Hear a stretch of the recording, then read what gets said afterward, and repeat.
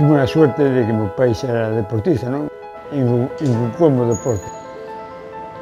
Un amigo animoume a ir a un campeonato de España. Dobláronme, pois, 4 ou 5 veces. Era un fracaso rotundo.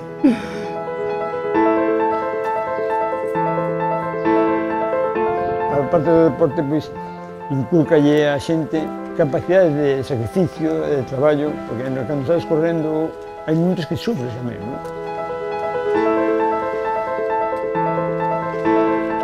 A ventaja que ten a maratón é que tes tempo para todo, non?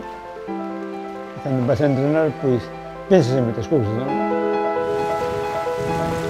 Estaba celebrando a primeira maratón que había ganado, ao lado tiña Acrópolis, ese momento para mí foi o non máis, é dicir, nunca se me olvida ese momento. A pesar de que ganei 8 veces a maratón de Nova York, ganei 3 veces Berlín, ganei 2 veces Londres, pero ese momento foi o máis inolvidable de todo.